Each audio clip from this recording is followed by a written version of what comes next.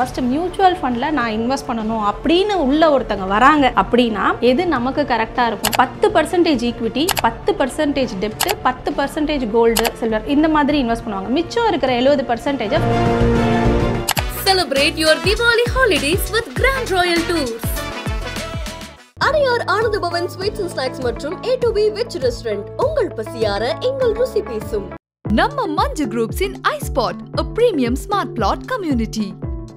Mutual ஃபண்ட்ஸ்ன்னு பார்த்தீங்கன்னா 5000க்கும் மேலே மியூச்சுவல் ஃபண்ட்ஸ் அவைலபிளாக இருக்குது. ஃபஸ்ட்டு நம்ம ஃபண்டை வந்து பார்க்கவே கூடாது. ஸோ நமக்கு கேபிட்டல் ப்ரொடெக்ஷன் அப்படிங்கிறத தாண்டி அதில் கொஞ்சம் ரிஸ்க் இருக்குது. அந்த ரிஸ்க் எடுக்க ரெடி, எனக்கு கன்விக்ஷன் இருக்குது, நான் லாஸ் ஆனாலும் பரவாயில்லன்னு இருக்கிறவங்க போகலாம். இப்போ நார்மல் ஒரு FDயில் போய் போடுறோம், ஒரு வருஷத்துக்கு போடுறோம், ஒரு 10 மாதத்தில் எடுக்கிறோன்னா நம்ம அந்த 2 மாதத்து இன்ட்ரெஸ்ட் இல்லாமல் தானே நம்ம கொடுக்குறாங்க.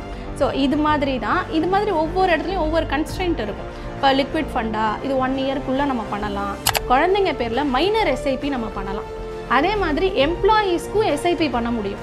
அதே மாதிரி ரொம்பவும் டைவர்சிஃபை பண்ணிடக்கூடாது. நான் வந்து 500 ரூபாய் இதில் 500 ரூபாய் இதில் ஃபுல்லாக நிறைய டைவர்சிஃபை இருந்தால் அதுவும் உங்களுக்கு டேஞ்சரான ஒரு விஷயம். மேக்ஸிமம் ஒரு 3-4 ஃபண்டில் அழகாக இன்வெஸ்ட் பண்ணிவிட்டு நம்ம பார்த்துட்டு போகலாம். பட் அதை ரீபேலன்ஸ் ரீஸ்ட்ரக்சரிங் ரொம்ப முக்கியம். ஒரு 1 இயர் எனக்கு வந்து டைம் இருக்குது, 10,000மோ 20,000மோ இருக்குது. ஆனால் என்கிட்ட இருக்க டைம் பார்த்தீங்கன்னா 1 வருஷம் தான் இருக்குது. நான் மியூச்சுவல் ஃபண்டில் வரலாமா? நார்மலாக ஒரு சேவிங்ஸ் அக்கௌண்ட்டில் வச்சுக்கலாம், ஃபிக்ஸட் டெபாசிட்டில் வச்சுக்கலாம், இதெல்லாம் அதர்ஸில் இருக்குது. இப்போ மியூச்சுவல் ஃபண்ட்ஸில் அப்படின்னா எதில் பண்ணலாம் அப்படின்னா ஆர்பிட்ரேஜ் ஃபண்டில் பண்ணலாம். தென் அதுக்கப்புறம் பார்த்தீங்கன்னா லிக்விட் ஃபண்டில் பண்ணலாம், அல்ட்ரா ஷார்ட் டேர்ம் அந்த மாதிரி ஃபண்டில் பண்ணலாம். எந்த ஃபண்டு யாருக்கு சூஸ் ஆகும் அப்படின்னா இப்போ இண்டிவிஜுவல் இன்கம் என்ன, அவங்களோட ஏஜ் என்ன, அவங்க ரிஸ்க் ப்ரொஃபைல் என்ன, இதெல்லாம் வச்சு அவங்க ஹோல்டிங் பீரியட் எவ்வளோ, இது எல்லாமே கன்சிடர் ஆகும். இதெல்லாம் சேர்த்து தான் நம்ம வந்து மியூச்சுவல் ஃபண்டில் இவ்வளோ நாள் இருக்காங்க அப்படின்னா இந்த ஃபண்டை நீங்கள் சூஸ் பண்ணலாம், உங்களுக்கு இது கரெக்டாக இருக்கும் அப்படிங்கிறத நம்ம அப்போ தான் சொல்ல முடியும். ஸோ மியூச்சுவல் ஃபண்ட்ஸ் அப்படின்னு உள்ளே வரோம் அப்படின்னா நம்ம என்ன பண்ணலாம் அப்படிங்கிறத நம்ம தெரிஞ்சுக்கிட்டு ஈவன் ஒரு 100 SIP கூட நம்ம ஆரம்பிக்கலாம். 100 rupeesல ஆரம்பிச்சு அதே மாதிரி ஒன் டைம்னா 5,000லேருந்து கூட இன்வெஸ்ட் பண்ணலாம். ஸோ நிறைய டைவர்சிஃபிகேஷன் இல்லாமல் ப்ராப்பராக கரெக்டான ஒரு டைவர்சிஃபிகேஷனில் எவ்வளோ நாள் நீங்கள் இருக்க போகிறீங்க, அதுக்கு எந்த ஃபண்டிலெல்லாம் இன்வெஸ்ட் பண்ணலாம் அப்படிங்கிறத. வணக்கம் மேம். வணக்கம் மேம். மேம், இப்போது மியூச்சுவல் ஃபண்ட்ஸில் முதலீடு பண்ணணும் அப்படின்னு சொல்லி போய் மியூச்சுவல் ஃபண்ட்ஸில் ஃபஸ்ட் இப்போ நானாக தெரிஞ்சுக்கிறேன் அப்படின்னு நம்ம வந்து சர்ச் பண்ணி பார்க்கும்போது எக்கச்சக்கமான ஆப்ஷன்ஸ் வந்து இங்கே அவைலபிளாக இருக்குது. ஒன்றுத்தையும் தேடி போய் நம்ம படிக்கணும், படிச்சுட்டு தெரிஞ்சுக்கணும். அதுக்குள்ளே இப்போ நான் வந்து ஹைப்ரிட்னு எடுத்தாலே அந்த ஹைப்ரிட் கேட்டகரியில் நிறைய கம்பெனிஸ் இருக்குது. ஸோ இந்த மாதிரி ஒரு நமக்கு ஆப்ஷன்ஸ் அப்படிங்கிறது இங்கே நிறைய இருக்கிறதுனால பயங்கர கன்ஃபியூசிங்காக இருக்குது. எப்படி மியூச்சுவல் ஃபண்ட்ஸை சூஸ் பண்ணணும்? மியூச்சுவல் ஃபண்ட்ஸ்ன்னு பார்த்தீங்கன்னா 5000க்கும் மேலே மியூச்சுவல் ஃபண்ட்ஸ் அவைலபிளாக இருக்குது. ஃபஸ்ட்டு நம்ம ஃபண்டை வந்து பார்க்கவே கூடாது. முதல்ல எவ்வளோ நாளைக்கு அப்புறம் நீங்கள் இன்வெஸ்ட் பண்ண போகிற பணம் உங்களுக்கு தேவை, அந்த பீரியட் இருக்குது பார்த்தீங்களா, அதுதான் நீங்கள் எந்த ஃபண்டை சூஸ் பண்ணலாம் அப்படிங்கிற ஒரு விஷயத்தையே உங்களுக்கு சொல்ல முடியும். அப்படின்னா இந்த ஒரு பீரியடை வச்சு மட்டும்தான் சொல்ல முடியும் நம்ம. அதாவது இப்போது நான் வந்து எவ்வளோ நாள் இன்வெஸ்ட் பண்ண போகிறேன்னு நான் முதல்ல என்கிட்ட கேட்டுக்கணும். அதுக்கப்புறம் தான் நான் வந்து இந்த ஃபண்டை வந்து சூஸ் பண்ணணும். கண்டிப்பாக. இப்போது உதாரணமாக நிறைய பேருக்கு இது இருக்கக்கூடிய டவுட்டு மேம். ஒரு 1 இயர் எனக்கு வந்து டைம் இருக்குது, எனக்கு ஒரு பணம் என்கிட்ட இருக்குது, ஒரு 10,000மோ 20,000மோ இருக்குது. ஆனால் என்கிட்ட இருக்க டைம்னு பார்த்தீங்கன்னா 1 வருஷம் தான் இருக்குது. நான் மியூச்சுவல் ஃபண்டில் வரலாமா? வரலாம். பட் 1 இயர் அப்படின்னு நம்ம பார்க்கும்போது நமக்கு வந்து ரிட்டர்ன்ஸ் அப்படிங்கிறத தாண்டி நம்ம கேபிட்டல் ப்ரொடெக்ஷன் மட்டும்தான் நமக்கு ஃபஸ்ட்டு ப்ரிஃபரன்ஸாக இருக்கும், அப்புறம் தான் ரிட்டர்ன்ஸ் எல்லாம். ஸோ கேபிட்டல் ப்ரொடெக்ஷன் அப்படின்னு பார்த்தோம் அப்படின்னா நார்மலாக இப்போ உங்களுக்கு ஒரு சேவிங்ஸ் அக்கௌண்ட்டில் வச்சுக்கலாம், இல்லை ஃபிக்ஸட் டெபாசிட்டில் வச்சுக்கலாம், இதெல்லாம் அதர்ஸில் இருக்கிறது. இப்போ மியூச்சுவல் ஃபண்ட்ஸில் அப்படின்னா எதில் பண்ணலாம் அப்படின்னா ஆர்பிட்ரேஜ் ஃபண்டில் பண்ணலாம். தென் அதுக்கப்புறம் பார்த்திங்கன்னா லிக்விட் ஃபண்டில் பண்ணலாம், அல்ட்ரா ஷார்ட் டேர்ம் அந்த மாதிரி ஃபண்டில் பண்ணலாம். இப்போ நார்மலாக இப்போ பேங்க்கில் FDO அந்த மாதிரி போட்டோம் அப்படின்னா ஒரு 5% 2.5 to ஒரு 5 வரைக்கும் வரும்னு வச்சுக்கோங்க. இப்போ இதுவே உங்களுக்கு இப்போ இந்த ஆர்பிட்ரேஜ் ஃபண்டு, இந்த மாதிரி அல்ட்ரா ஷார்ட் டேர்ம், இந்த லிக்விட் ஃபண்டு இந்த மாதிரி நம்ம பண்ணுறோம் அப்படின்னா ஒரு 5 to 6%. 1 இயர் தான் எனக்கு டைம் இருக்குது, எனக்கு கொஞ்சம் நல்ல ரிட்டர்ன்ஸ் வேணும் அப்படின்னா அந்த ஆர்பிட்ரேஜ் அந்த மாதிரி ஃபண்ட்ஸை வந்து நம்ம சூஸ் பண்ணலாம்னு சொல்கிறீங்க. சரி, 1 இயர் தாண்டிடுச்சு, எனக்கு வந்து ஒரு 3 வருஷம் எனக்கு வந்து டைம் பீரியட் இருக்குது அப்படின்னா நான் இந்த டைமில் என்ன மாதிரியான ஃபண்ட்ஸை வந்து நான் வந்து பார்க்க ஆரம்பிக்கணும்? இப்போ பண்ணணும் அப்படின்னா இப்போ 3 years அப்படின்னு பார்க்கும்போதும் நம்ம டைரெக்டாக ஃபுல் ஈக்விட்டிக்குள்ளே நம்ம போகக்கூடாது. அப்பவும் கன்சர்வேட்டிவ் ஹைப்ரிட் ஃபண்ட்ஸை சூஸ் பண்ணலாம். இப்போ ஹைப்ரிட் அப்படின்னாலே காம்பினேஷன் ஆஃப் டெப்ட் அண்ட் ஈக்விட்டி, அது நார்மல் அந்த நேம்லேயே நமக்கு புரிஞ்சிடும். இப்போ கன்சர்வேட்டிவ் அப்படின்னா டெப்ட் போர்ஷன் அதிகமாக இருக்கும், நியர்லி உங்களுக்கு 65% 75% வரைக்கும் டெப்ட்டில் இருக்கும். மிச்சம் இருக்கிறத தான் அவங்க ஈக்விட்டிலே இன்வெஸ்ட் பண்ணுவாங்க. ஸோ இந்த மாதிரி கன்சர்வேட்டிவாக நம்ம பண்ணும்போது ஈக்விட்டி எக்ஸ்போஷர் கொஞ்சம் தான் இருக்கும், பட் நமக்கு கொஞ்சம் சேஃபாகவும் இருக்கும்னு வச்சுக்கோங்க. இதில் நமக்கு ரிட்டர்ன் வைஸ் அப்படின்னு பார்த்தா ஒரு 6 to 7% வரைக்கும் நம்மளால் பார்க்க முடியும். மேம், இப்போது large cap, mid gap, small cap அப்படின்னா நம்ம நிறைய கேப் பார்க்குறோம். இந்த ஃபஸ்ட்டு 3 பீரியடில் வந்து இந்த கேப்பே வரலையே மேம். அப்போ இது பக்கம் போகக்கூடாதா? அப்படி இல்லை. இப்போ அது வந்து உங்களுக்கு லாங் டேர்ம் இன்வெஸ்ட்மெண்ட்டுக்கு. இப்போ நார்மல் இப்போ ஸ்மால் கேப்பு இல்லை mid gap, large cap, multi cap இதெல்லாம் நீங்கள் நம்ம எடுத்துக்கிட்டோம் அப்படின்னா இதெல்லாம் ஃபுல்லாகவே ஈக்விட்டியில் இன்வெஸ்ட் பண்ணுறாங்க. ஸோ நமக்கு கேபிட்டல் ப்ரொடெக்ஷன் அப்படிங்கிறத தாண்டி அதில் கொஞ்சம் ரிஸ்க் இருக்குது. அந்த ரிஸ்க் எடுக்க ரெடி, எனக்கு கன்விக்ஷன் இருக்குது, நான் லாஸ் ஆனாலும் பரவாயில்லன்னு இருக்கிறவங்க போகலாம். இந்த 3 இயர்ஸ்க்குள்ளே. ஆமாம், 3 இயர்ஸ்க்குள்ளே. பட் இது பொறுத்த வரைக்கும் உங்களுக்கு எப்போ சூஸ் பண்ணலான்னா லாங் டேர்ம், ஒரு 5 வருஷத்துக்கு மேலே தான் எனக்கு இந்த அமௌண்ட் வந்தால் பரவாயில்ல, 7 வருஷத்துக்கு மேலே எனக்கு இந்த அமௌண்ட் வந்தால் ஓகே, அவ்வளோ நாள் நான் வந்து வெயிட் பண்ணுறேன், நான் இன்வெஸ்ட்மெண்ட்டில் மார்க்கெட்டில் அவைலபிளாக இருக்கேன் அப்படின்னா. ஏன்னா மார்க்கெட் ஒரு சைக்கிள், அப்படி அப்ஸ் அண்ட் டவுன்ஸ் வரும்போது நம்ம அந்த டைமில் நம்ம கொஞ்சம் வெயிட் பண்ணணும். ஸோ அதனால் நம்ம சேஃபர் சைடுக்கு நம்ம 3 அப்படின்லாம் பார்க்கும்போது அர்ஜென்ட்டாக தேவைப்படுற பணம் தானே நம்ம 3 இயர்ஸ்க்குள்ளே. ஸோ லாங் டேர்ம் 5 வருஷம் 7 வருஷம் நீங்கள் பார்க்கும்போது small cap, mid cap, large cap, multi cap இதிலெல்லாம் நம்ம இன்வெஸ்ட் பண்ணலாம். ஸோ 5+ இயர்ஸ் அப்படின்னு ஒரு பீரியட் இருந்தால் மட்டும்தான் நம்ம இந்த small cap, mid cap, large கேப்குள்ளெல்லாம் போகணும் அப்படின்னு சொல்கிறீங்க.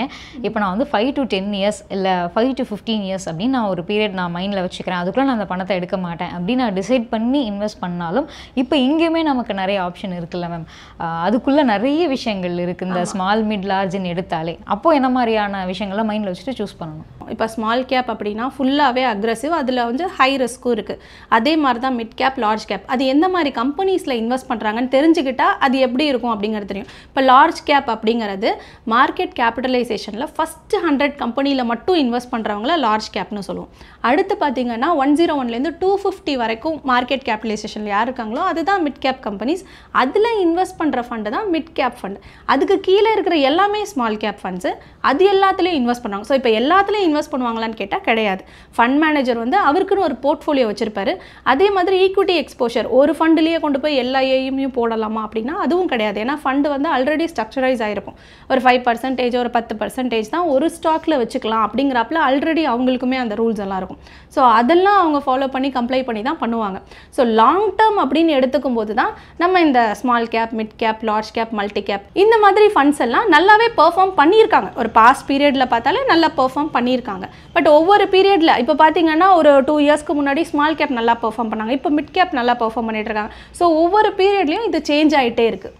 ஸோ நம்ம கொஞ்சம் டைவர்சிஃபை பண்ணி இன்வெஸ்ட் பண்ணுறது நல்லது. மேம் இது இல்லாமல் ஃப்ளெக்ஸி கேப், பேலன்ஸ்டு அட்வான்டேஜ் இதெல்லாமே நம்ம வந்து கேள்விப்படுறோம். அப்போ ஒருத்தவங்க வந்து எத்தனை விஷயங்களை பார்க்கணும், ஃபாலோ பண்ணணும்? இப்போ ஃப்ளெக்ஸி கேப் அப்படிங்கிறது பார்த்தீங்க அப்படின்னா இப்போ நார்மலாக ஒரு 5 வருஷத்துக்குள்ளேயே எனக்கு வேணும் அப்படின்னு நினைக்கிறவங்க ஃப்ளெக்ஸி கேப். அவங்களும் இதே தான் பண்ணுறாங்க, இதே ஸ்மால் கேப், மிட்டு.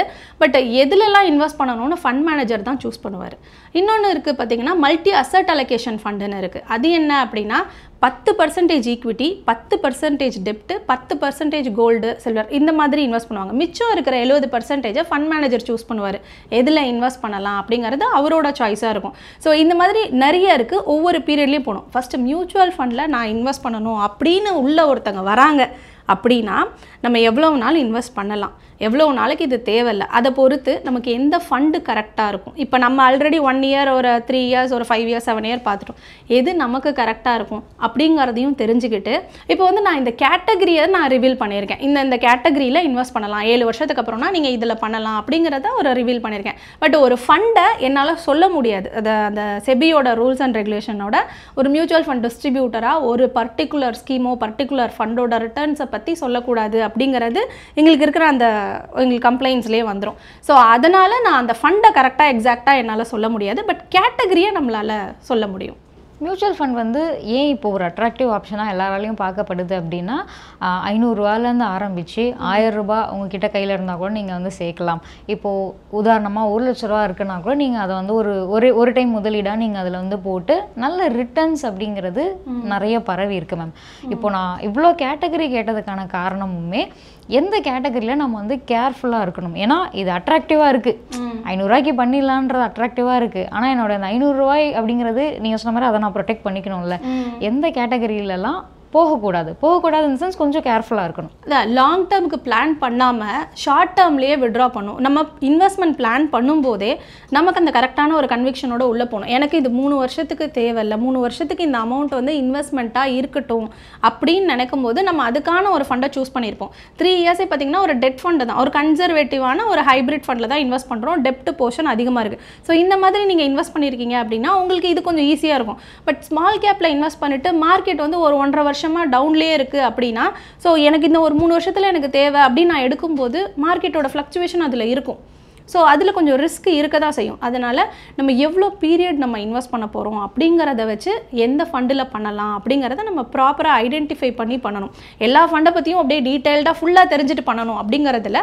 பட் இவ்வளோ நாள் அப்படின்னா நம்ம வந்து நம்மளே யோசிக்கணும். இப்போ நார்மல் ஒரு எஃப்டியில் போய் போடுறோம், 1 வருஷத்துக்கு போடுறோம், ஒரு 10 மாதத்தில் எடுக்கிறோன்னா நம்ம அந்த 2 மாதத்து இன்ட்ரெஸ்ட் இல்லாமல் தான் நம்ம கொடுக்குறாங்க. ஸோ இது மாதிரி தான், இது மாதிரி ஒவ்வொரு இடத்துலையும் ஒவ்வொரு கன்ஸ்ட்ரெயின்ட் இருக்கும். இப்போ லிக்விட் ஃபண்டா இது 1 இயர்க்குள்ளே நம்ம பண்ணலாம். நார்மல் அடுத்து கன்சர்வேட்டிவ் ஹைப்ரிட் ஃபண்டாக 3 வருஷத்துக்குள்ளே பண்ணலாம்.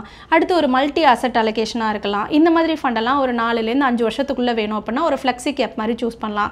5 வருஷத்துக்கு மேலே போகும்போது மிட் கேப், லார்ஜ் கேப் அந்த மாதிரி சூஸ் பண்ணலாம் அப்படின்னு. இப்போ நமக்கு ஒரு போர்ஷன் இருக்குது, ஒரு 1 லட்ச ரூபா நான் இன்வெஸ்ட் பண்ணணும், அதில் எனக்கு 2 வருஷத்துக்குள்ளே இவ்வளோ வேணும் அப்படின்னா நம்ம அதை மட்டும் தனியாக கூட இன்வெஸ்ட் பண்ணிக்கலாம். அதை மட்டும் அந்த ஃபண்டில், அப்புறம் மிச்சதை இந்த ஃபண்டில். இதுக்கு வந்து நம்ம ஒவ்வொருத்தங்கள்ட்டையாக போய் கேட்கணும் அப்படிங்கிற அவசியமும் கிடையாது. ஸோ நார்மலாக இது ஒரு காமனான ஒரு விஷயம். எதில் பண்ணுறாங்க அப்படிங்கிறத மட்டும் தெரிஞ்சுக்கிட்டு நம்மளால் மியூச்சுவல் ஃபண்டில் இன்வெஸ்ட் பண்ணலாம். ஈவன் உங்களுக்கு வந்து ரொம்ப கம்மியாக இப்போ 100லேருந்தே உங்களுக்கு எஸ்ஐபி ஆப்ஷன் உண்டு. இன்னொன்று குழந்தைங்க பேரில் மைனர் எஸ்ஐபி நம்ம பண்ணலாம். அதே மாதிரி எம்ப்ளாயீஸ்க்கும் எஸ்ஐபி பண்ண முடியும். இப்போ நார்மல் சேலரி அவங்க இதுலேருந்தே ஆட்டோமேட்டிக்காக அவங்க பேரில் இன்வெஸ்ட் ஆகிறப்பல ஒரு கம்பெனி குரூப் எஸ்ஐபி இந்த மாதிரி மியூச்சுவல் ஃபண்டில் நிறைய விஷயங்கள் உள்ளே வந்துட்டுருக்கு. ஃபண்ட் ஆஃப் ஃபண்ட் இருக்குது, அதேமாதிரி நிறைய நியூ ஃபண்ட் ஆஃபர் வந்திருக்கு. இதெல்லாம் பார்த்திங்கன்னா நம்ம பார்த்ததெல்லாம் கேப் வைஸ் பார்த்துருக்கோம். இது இல்லாமல் செக்டோரல் ஃபண்டு நிறையா இருக்குது, தீமேட்டிக் ஃபண்டு நிறையா இருக்குது. ஸோ இந்த மாதிரி நிறையா இருக்குது. பட் இப்போ தான் நான் உள்ளே வரேன், இன்வெஸ்ட்மெண்ட்டுன்னு ஆரம்பிக்க போகிறேன் அப்படின்னா இந்த மாதிரி இந்த விஷயங்களை ப்ராப்பராக வச்சுட்டு அதே மாதிரி ரொம்பவும் டைவர்சிஃபை பண்ணிடக்கூடாது. நான் வந்து 500 ரூபாய் இதில் 500 ரூபாய் இதில்னு ஃபுல்லாக நிறைய டைவர்சிஃபை இருந்தால் அதுவும் அவங்களுக்கு டேஞ்சரான ஒரு விஷயம். மேக்ஸிமம் ஒரு 3-4 ஃபண்டில் அழகாக இன்வெஸ்ட் பண்ணிவிட்டு நம்ம பாட்டு பார்த்துட்டு போகலாம். பட் அதை ரீபேலன்ஸ், ரீஸ்ட்ரக்சரிங்கும் ரொம்ப முக்கியம். இப்போது மைனர் எஸ்ஐபி ஸ்டார்ட் பண்ணலாம் அப்படின்னு சொன்னீங்க. எந்த வயசுலேருந்து ஆரம்பிக்கலாம் மேம்? பிறந்ததுலேருந்தே ஆரம்பிக்கலாம். இப்போ நார்மல் அவங்கன்னா அவங்க பேரில் இன்வெஸ்ட் ஆகும், அவங்க நேம் இருக்கும், அவங்க பேங்க் அக்கௌண்ட் மூலியமாக கூட இன்வெஸ்ட் பண்ணலாம். பட் பேரண்ட்டோ கார்டியனோ இருப்பாங்க, அவங்களுக்கு வந்து கேஒய்சி அப்படிங்கிற ஒரு நார்ம்ஸ் வந்து கம்ப்ளை ஆகிருக்கணும். இப்போ நார்மல் ஏன் வந்து மைனர் எஸ்ஐபி வந்து பண்ணணும் அப்படின்னா, இப்போ நார்மல் இப்போ நம்ம பேரில் இன்வெஸ்ட்மெண்ட் பண்ணுறோம் அப்படின்னா நமக்கு வேணுங்கிறப்ப முதல்ல அதை எடுத்துடலாம் அப்படிங்கிறது தான் மைண்டில் இருக்கும். பட் குழந்தைங்க பேரில் ஒரு இன்வெஸ்ட்மெண்ட்டுன்னு போயிருந்தால் எமோஷனலாக அட்டாச் ஆகிருப்போம், அதை மேக்ஸிமம் போய் எடுக்கணும் அப்படின்னு நினைக்க மாட்டோம். அது ஒரு பெரிய ரீசன். இன்னொன்று குழந்தைங்களுக்கு நம்ம எப்படி அந்த சேவிங்ஸு இன்வெஸ்ட்மெண்ட்டுங்கிற ஒரு விஷயத்தை கற்றுக் கொடுக்க முடியும்? மற்றதெல்லாம் ஸ்கூலில் கற்றுக்குறாங்க. பட் இந்த சேவிங்ஸு இன்வெஸ்ட்மெண்ட் அப்படிங்கிறது ஒவ்வொரு பீரியட் ஆஃப் டைம் உன் பேர்லேயே நான் ஒரு இன்வெஸ்ட்மெண்ட் பண்ணியிருக்கேன், உனக்கே இந்த மாதிரி இருக்குது, இங்கே பாரு இதெல்லாம் பண்ணிட்டு இருக்கு, இவ்வளோ க்ரோவாக இருக்குது அப்படிங்கிறத ஒரு 20 வயசு ஒரு 18 வயசு ஆகும்போது அந்த குழந்தையும் நல்லா தெரிஞ்சுப்பாங்க. இப்போ நார்மலாக ஒரு குழந்தைக்கு அப்படின்னு நம்ம எடுத்துக்கிறோம் அப்படின்னாலே நம்ம நிறைய செலவு பண்ணுறோம்.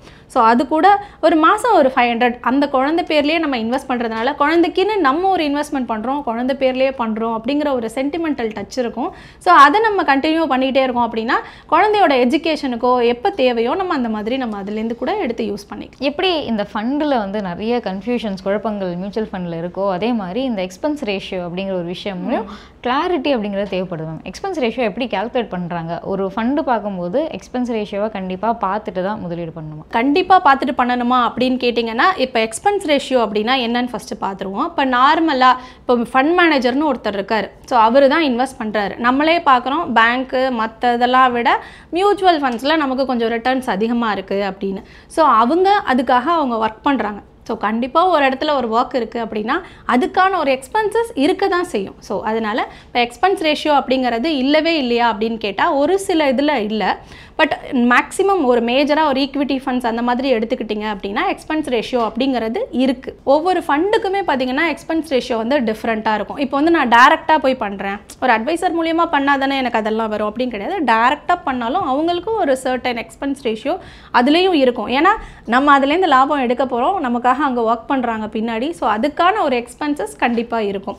இது ஒன்றும் இல்லை மேம், ஒரு சிம்பிளாக ஒரு எக்ஸாம்பிள் சொல்லணும் அப்படின்னா, இப்போ நான் கார் ஓட்ட முடியும், நானே கார் ஓட்டிட்டு நான் நேராக வந்துடுறேன். ஸோ இப்போ எனக்கு பார்த்தீங்கன்னா எனக்கு டிரைவரோ எதுவுமே தேவையில்லை, அது டைரக்ட் ஃபண்ட் மாதிரி. இப்போ வந்து நான் என்ன பண்ணுறேன் அப்படின்னா ஒரு டிரைவர் அப்பாயிண்ட் பண்ணுறேன், அவங்க எனக்காக ஓட்டுறாங்க. அந்த டைமை நான் வேறு ஏதாவது ஒரு வேலையாக நான் செலவு பண்ணுறேன், நான் ட்ராவல் பண்ணுறேன். ரீச் ஆகிற இடம் ஒன்று தான், பட் இது டிஃப்ரெண்ட். பட் டிரைவருக்கு நான் பே பண்ணணும் இல்லையா, அதுதான் வந்து அந்த எக்ஸ்பென்ஸ் ரேஷியோ. இப்போ நார்மல் ரெகுலரில் பண்ணுறதுக்கும் டைரக்டில் பண்ணுறதுக்கும் இதுதான் டிஃப்ரெண்ட். மேக்ஸிமம் பார்த்தீங்கன்னா ஒரு 1% வரும். இப்போது சில ஃபண்ட்ஸ் நேம் அப்படின்லாம் எடுத்து பார்க்கும்போது ஒரு சில ஃபண்டுக்கு வந்து 1 பாயிண்டில் சில எக்ஸ்பென்ஸ் ரேஷியோ இருக்குது, ஒரு சில ஃபண்டில் வந்து 2 பாயிண்டில் சில எக்ஸ்பென்ஸ் ரேஷியோ இருக்குது. இப்போது ஜஸ்ட் பிகாஸ் இந்த எக்ஸ்பென்ஸ் ரேஷியோ மட்டும் பார்த்து முதலீடு பண்ணுறதுனால என்ன ஆகும் மேம்? ஏன்னா நம்ம பார்க்கும்போது இதில் கொஞ்சம் எக்ஸ்பென்ஸ் கம்மியாகும் அப்படின்ற பட்சத்தில் நம்ம மேபி நம்ம அந்த இடத்துல ரிட்டர்ன்ஸ் பார்க்கலாம், இப்போ இதை விட இந்த இடத்துல ரிட்டர்ன்ஸ் அதிகமாக இருக்கலாம். ஸோ இந்த மாதிரி எக்ஸ்பென்ஸ் ரேஷியோவோடு சேர்ந்து வேறு என்னென்ன விஷயங்கள் பார்க்கணும்? இப்போ நார்மல் பார்த்தீங்கன்னா இப்போ இண்டெக்ஸ் ஃபண்ட் அப்படின்னு நீங்கள் எடுத்துக்கிட்டிங்க அப்படின்னா எக்ஸ்பென்ஸ் ரேஷியோ ரொம்ப ரொம்ப கம்மியாக இருக்கும். ரீசன் என்னென்னா அதில் வந்து ஒரு ஃபண்ட் மேனேஜர் ரொம்ப ஆக்டிவாக அப்படின்னா அது ஒரு பாசிவ் மேனேஜர் ஃபண்ட். என்ன பண்ணுவாங்க அப்படின்னா எவ்வளோ ஏஎம் வந்து கையில் இருக்கோ அதை இண்டெக்ஸில் என்னென்ன ஃபண்ட் இருக்கோ அதோட வெயிட்டேஜ் என்ன அப்படிங்கிறத பிரித்து இன்வெஸ்ட் பண்ணுறது தான் அவங்களோட வேலை. ஸோ அதில் வந்து அவங்களுக்கு எக்ஸ்பென்சஸ் கம்மி. இதுவே ஒரு ஸ்மால் கேப்னு எடுத்துக்கிட்டால் அவங்க வந்து அந்த ஜெம்ஸ் அண்ட் ஜுவல்ஸையும் சர்ச் பண்ணணும் அப்படின்னு சொல்லுவாங்கள்ல, அது மாதிரி எந்த கம்பெனி நல்லா இருக்கும் அப்படிங்கிறதுல அவங்க நிறைய ரிசர்ச் அதெல்லாம் பண்ணுவாங்க. ஸோ அதில் ஆட்டோமேட்டிக்காக உங்களுக்கு வந்து எக்ஸ்பென்ஸ் ரேஷியோ அதிகமாக இருக்கும். எக்ஸ்பென்ஸ் ரேஷியோ அப்படிங்கிற ஒரு விஷயத்தை மட்டும் வச்சு மியூச்சுவல் ஃபண்டை நம்ம முடிவு பண்ண முடியாது. எந்த ஃபண்டு யாருக்கு சூஸ் ஆகும் அப்படின்னா இப்போ இண்டிவிஜுவல் இன்கம் என்ன, அவங்களோட ஏஜ் என்ன, அவங்க ரிஸ்க் ப்ரொஃபைல் என்ன, இதெல்லாம் வச்சு அவங்க ஹோல்டிங் பீரியட் எவ்வளோ, இது எல்லாமே கன்சிடர் ஆகும். இதெல்லாம் சேர்த்து தான் நம்ம வந்து மியூச்சுவல் ஃபண்டில் இவ்வளோ நாள் இருக்காங்க அப்படின்னா இந்த ஃபண்டை நீங்கள் சூஸ் பண்ணலாம், அவங்களுக்கு இது கரெக்டாக இருக்கும் அப்படிங்கிறத நம்ம அப்போ தான் சொல்ல முடியும். இப்போ வந்து மியூச்சுவல் ஃபண்ட்ஸில் 5000 ஃபண்டு இருக்குதுன்னு சொல்கிறீங்க, இதில் தான் பண்ணணுங்கிறீங்க, நீங்கள் சொல்கிற டேர்ம்ஸே எனக்கு புரியல அப்படின்னு நிறைய பேர் யோசிப்பாங்க. பட் மியூச்சுவல் ஃபண்ட்ஸ் பற்றி பயப்பட வேணாம். இப்போ மியூச்சுவல் ஃபண்ட்ஸ் அப்படிங்கிறது ஒரு ரெகுலேட்டரி அத்தாரிட்டி இருக்காங்க. இப்போ ஆம்ஃபி இருக்காங்க, செபி இருக்காங்க, எப்படி பேங்க்குக்கு ஆர்பிஐ இருக்காங்களோ அதே மாதிரி நமக்கு இப்போ லைஃப் இன்சூரன்ஸ் அப்படின்னா ஐஆர்டிஏ வராங்களோ இது மாதிரி இவங்களுக்கும் ரெகுலேட்டரி அத்தாரிட்டி இருக்காங்க. ஸோ எல்லா மியூச்சுவல் ஃபண்டும் ஷேரில் மட்டும்தான் பண்ணுறாங்களா அப்படின்னு கிடையாது. இப்போ நம்ம பார்த்த டெப்ட் ஃபண்டாக இருக்கலாம், கமர்ஷியல் பேப்பர்ஸு, கவர்மெண்ட் பாண்ட்ஸ், இந்த மாதிரி நிறைய ஒரு ட்ரெஷரி பில்ஸாக இருக்கலாம், இல்லை மணி மார்க்கெட் இன்ஸ்ட்ருமெண்ட்டாக இருக்கலாம், நிறைய விஷயத்தில் அவங்க இன்வெஸ்ட் பண்ணுறாங்க. ஷேரில் மட்டும் இன்வெஸ்ட் பண்ணல, அதுலேயும் கூட இன்வெஸ்ட் பண்ணுறாங்க. ஸோ மியூச்சுவல் ஃபண்ட்ஸ் அப்படின்னு உள்ளே வரோம் அப்படின்னா நம்ம என்ன பண்ணலாம் அப்படிங்கிறத நம்ம தெரிஞ்சுக்கிட்டு ஈவன் ஒரு 100 எஸ்ஐபி கூட நம்ம ஆரம்பிக்கலாம். 100 ருபீஸில் ஆரம்பிச்சு அதே மாதிரி ஒன் டைம்னா 5000லேருந்து கூட இன்வெஸ்ட் பண்ணலாம். ஸோ நிறைய டைவர்சிஃபிகேஷன் இல்லாமல் ப்ராப்பராக கரெக்டான ஒரு டைவர்சிஃபிகேஷனில் எவ்வளோ நாள் நீங்கள் இருக்க போகிறீங்க, அதுக்கு எந்த ஃபண்டிலெலாம் இன்வெஸ்ட் பண்ணலாம் அப்படிங்கிறத ஜஸ்ட்டு பார்த்துக்கோங்க. உங்களுக்கு தெரியும் அதுக்கான டைம் இருக்குது, நாலேஜ் கெயின் பண்ணிக்கிறேன்னா நீங்களே பண்ணலாம். அப்படி இல்லை அப்படின்னா ஒருத்தவங்களோட ஹெல்ப்போடு இதை பண்ணுறதும் தப்பு கிடையாது. அதனால் நமக்கு எது சூஸ் ஆகும் அப்படிங்கிறத வச்சு நம்ம இதை முடிவு பண்ணிக்கலாம். இன்றைக்கி நம்ம நிகழ்ச்சியில் கலந்துட்டு மியூச்சுவல் ஃபண்ட்ஸ் சார்ந்து நிறைய விஷயங்கள் எங்களுக்காக பகிர்ந்துட்டீங்க. Thank you so much for joining. Thank you ma'am. Celebrate your Diwali holidays with Grand Royal Tours. Adyar Ananda Bhavan sweets and snacks மற்றும் A2B வெஜ் ரெஸ்டாரண்ட் உங்கள் பசியார எங்கள் ருசி பேசும். நம்ம மஞ்சு குரூப்ஸின் iSpot, a premium smart plot community.